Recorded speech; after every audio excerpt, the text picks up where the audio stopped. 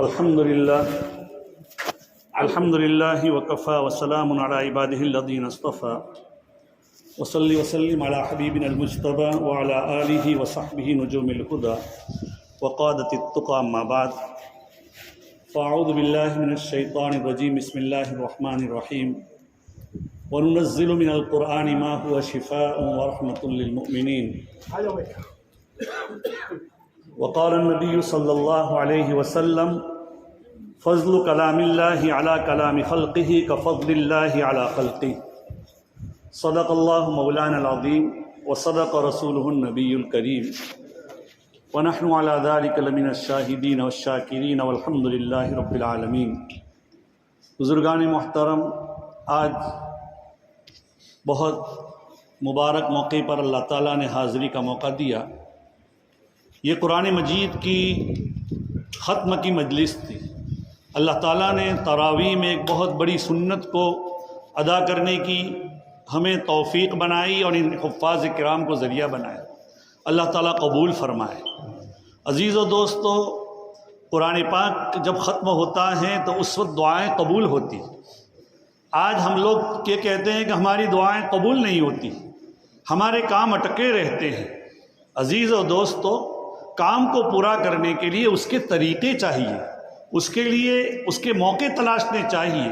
ایک موقع جب ہوتا ہے تو اس کو اگر آدمی ہاتھ سے جانے دیتا ہے تو زندگی بھر ہاتھ ملتے رہتا ہے، لیکن اسی موقع کو اگر غنیمت سمجھتا ہے اور اس وقت کی قدر کرتا ہے تو حق تعالی شانہ اس کی دعائیں قبول کرتا ہے۔ تو عزیز و دوستو، آج یہ موقع تھا۔ حضرت عثمان غنی رضی اللہ تعالیٰ عنہ کا طریقہ تھا کہ جب قرآن مجید ختم کرتے تو اپنے گھر والوں کو جمع کرتے اور دعا کرتے کہ یہ دعا قبول ہونے کا ذریعہ ہے۔ اسی طریقے سے حضرت عبداللہ ابن عباس رضی اللہ تعالیٰ عنہما کے بارے میں آتا ہے کہ مسجد نبوی میں ایک آدمی ہمیشہ قرآن پڑھتے رہتے تھے، تو انہوں نے ایک آدمی کو مقرر کیا تھا کہ اس آدمی کے جب قرآن کے وقت، قرآن مجید کے ختم ہونے کا جب وقت ہو تو مجھے بلا لیا کرے تاکہ میں اس وقت دعاؤں میں شریک ہوں۔ تو اس وقت ان کو بلا لیا جاتا، وہ دعا کرتے تھے۔ تو گویا کہ یہ دعا کے ختم ہونے کا وقت ہے، دعا کے قبول ہونے کا وقت ہے۔ تو عزیز و دوستو، اللہ نے حضرت قاری صاحب کی رقت آمیز دعاؤں کے ذریعے اللہ تعالیٰ نے ہمیں شرکت نصیب فرمائی۔ اللہ کی ذات سے امید ہے کہ جب اللہ نے ہمیں اس مجلس میں پہنچا دیا اور ایسی رقت آمیز دعاؤں کے اندر شرکت کی توفیق دی تو انشاءاللہ وہ بارگاہ عزتی میں وہ قبول ہو ہی چکی ہے۔ اللہ تعالیٰ بھی مبارکبادی کے لائق ہیں۔ تو عزیز و دوستو، یہ بہت مبارک موقع، یہ جو قرآن پاک کی دولت ہے، بہت بڑی دولت، یہ ایک نعمت ہے۔ اور قرآن ایسی چیز ہے، قرآن کی ایسی فضیلت ہے۔ دیکھو اللہ کی ذات کے بعد قرآن سب سے افضل ہے۔ اللہ کی ذات جیسے ابدی ہے، ایسے قرآن کریم بھی ابدی ہے، اس لیے کہ اللہ کا کلام ہے۔ جیسے اللہ کی ذات ہمیشہ ہمیش کے لیے ہے، ایسے اللہ کا کلام بھی ہمیشہ ہمیش کے لیے رہے گا۔ اسی لیے حدیث پاک میں مروی ہے، حضرت شہر ابن حوشب رضی اللہ تعالیٰ عنہ فرماتے ہیں کہ اللہ کے کلام کی فضیلت دنیا کے سارے کلام اور ساری باتوں اور ساری کتابوں پر ایسی ہے جیسے کہ اللہ کی فضیلت اللہ کی مخلوق پر۔ اس لیے عزیز و دوستو، یہ بہت بڑی، تو ہمیں چاہیے کہ ہم قرآن پاک کی قدر کریں۔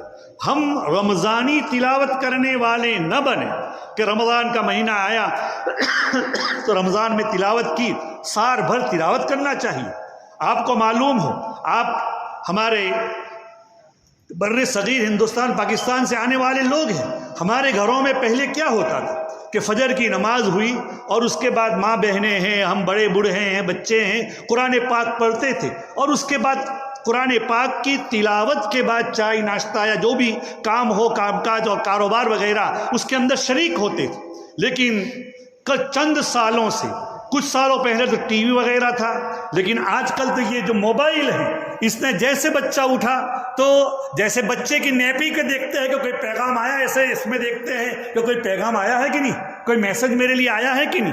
یہ اٹھتے کے بعد، اس کے بعد فجر کے بعد بھی اسی میں لگتے ہیں۔ قرآن پاک کی دولت اور قرآن پاک کی تلاوت کی توفیق سے آج ہم محروم ہو گئے۔ اس لیے عزیز و دوستو، ضرورت ہے کہ ہم قرآن پاک کی تلاوت جیسے ہم ہمیشہ کرتے ہیں، جیسے رمضان میں کرتے ہیں، ایسے ہمیشہ کریں۔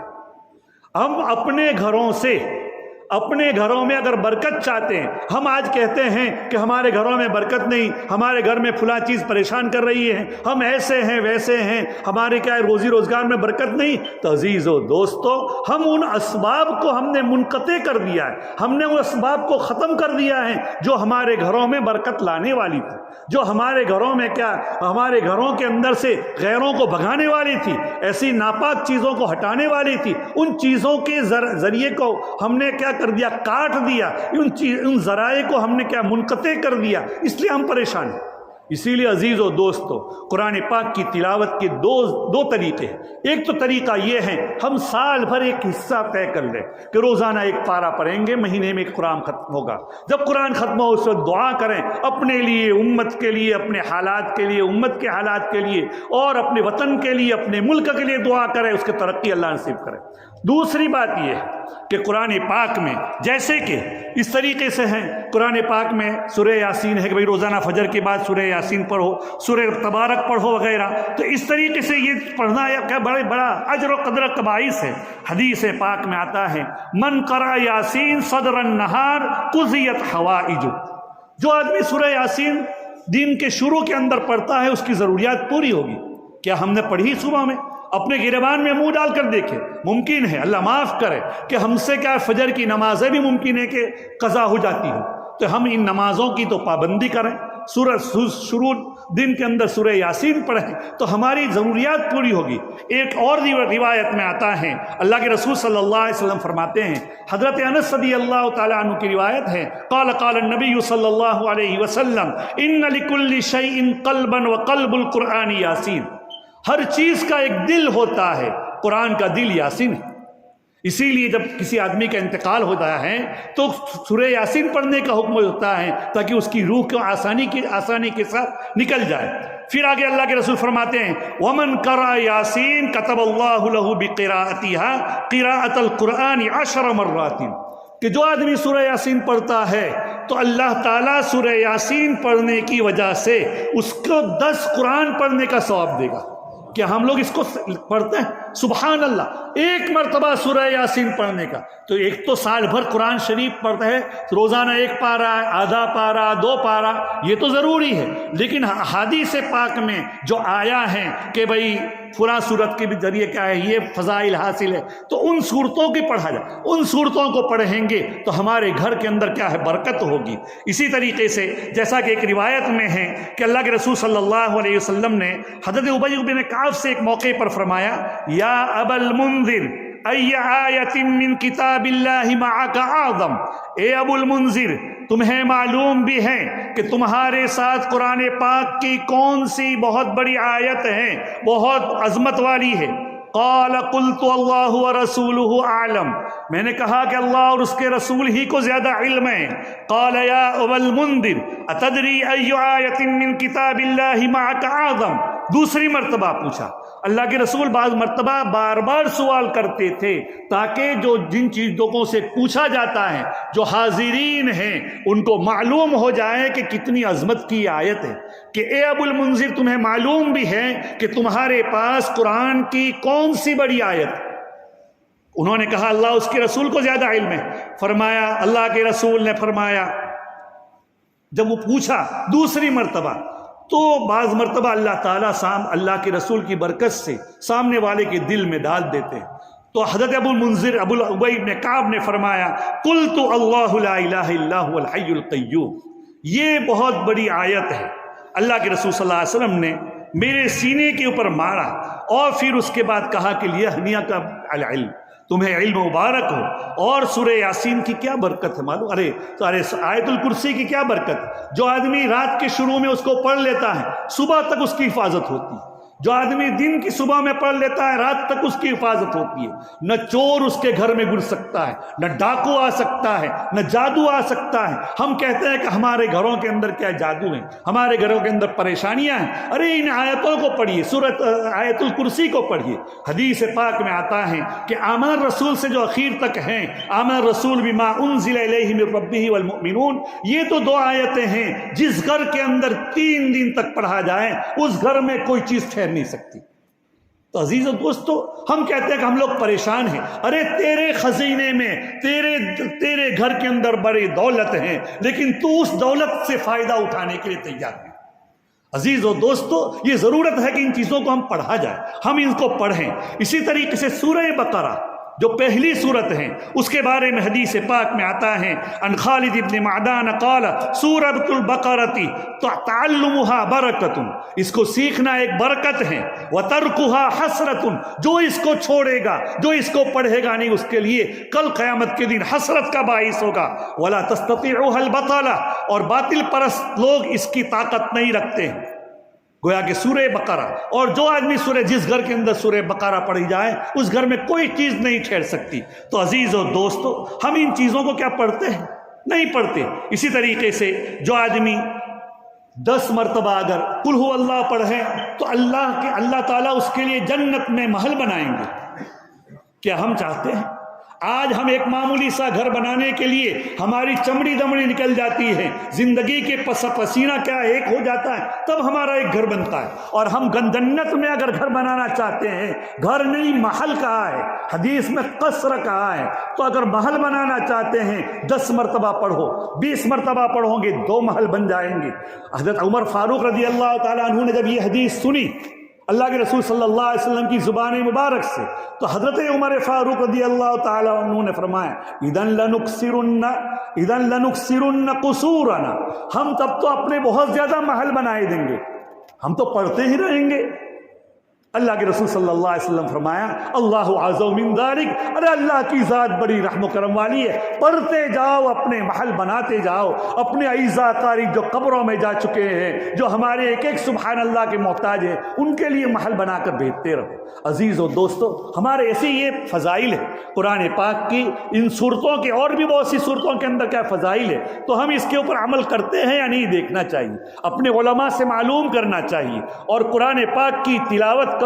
دیکھیے قرآن پاک کی جو تلاوت کرتا ہے، دیکھیے ہمارے یہ حفاظ ہے، یہ اللہ، اور قرآن ایسے آسان بھی ہے، وَلَقَدْ يَسَّرْنَا الْقُرْآنَ لِلذِّكْرِ فَهَلْ مِن مُدَّكِرٍ، قرآن کوئی مشکل نہیں، اتنا جو چھوٹا سا بچہ ہے، جو بچہ اپنی مادری زبان پڑھنے کے لیے بھی محتاج ہوتا ہے، اس کو اگر اپنی زبان انگلش کا یا گجراتی کا ایک چھوٹا سا رسالہ دے دیا جائے اور اس کو کہا جائے اس کو یاد کر لو، وہ برابر یاد نہیں کرے گا۔ لیکن یہ قرآن پاک اللہ تعالیٰ نے ہمارے لیے کیا ایک ذریعہ ہدایت بنایا ہے۔ ایک مرتبہ میں کینیڈا ٹورنٹو کے اندر ایک قرآن پاک کے مسابقے میں موجود تھا۔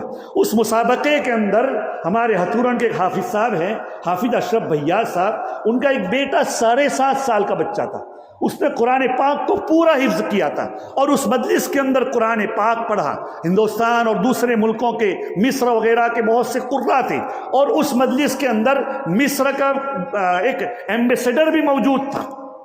وہ اس بچے کی قرآن پڑھتے ہوئے سنا، وہ کھڑا ہو گیا اور زور زور سے بولنے لگا این ابناء العرب، این ابناء العرب الذین حامل القرآن، ارے اب عرب بچے کہاں گئے، یہ عجمی بچے یہ ترقی کر گئے۔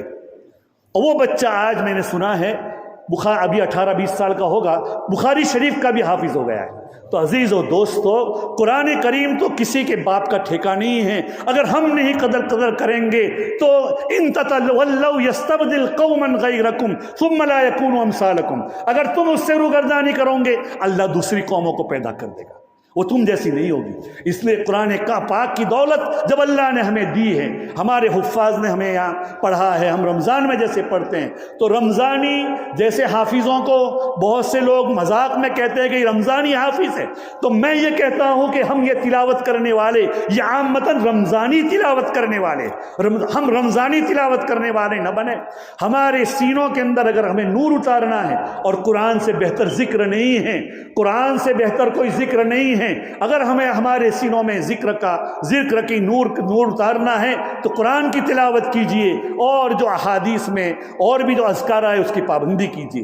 تو عزیز و دوستو، چونکہ مختصر وقت ہے اور اس مختصر وقت کے اندر باتیں تو بہت سی ہیں، لیکن یہ مختصر سی باتیں کی ہیں کہ قرآن کی دولت ہمیں اللہ نے دی، توفیق دی، رمضان میں ہم پڑھ رہے تھے، سال بھر اس کی پابندی کریں، اپنے گھر کے اندر قرآن پڑھیں، آیت الکرسی کی تلاوت کریں، آمن الرسول پڑھیں گھر کے اندر کسی قسم کی پریشانی نہیں ہوگی۔ اللہ تعالی ہماری پریشانیوں کو بھی دور کریں، ہمیں قرآن پاک کی تلاوت کرنے کی توفیق نصیب فرمائیں، اور جو ہم نے پڑھا ہے اللہ تعالیٰ اس کو قبول فرمائیں، ان حافظوں کے قرآن کو بھی قبول فرمائیں۔ ماشاءاللہ بہت اچھے قرآن پڑھتے تھے، اللہ تعالیٰ ان کی تلاوت کو بھی قبول فرمائیں، حاضرین جو تھے ان کو بھی اللہ تعالیٰ قبول فرمائیں۔ وآخر دعوانا ان الحمدللہ رب العالمین، سبحان اللہ بحمدہ، سبحانک اللہم وبحمدک، نشہد ان لا الہ الا انت، نستغفرک ونتوب الیک۔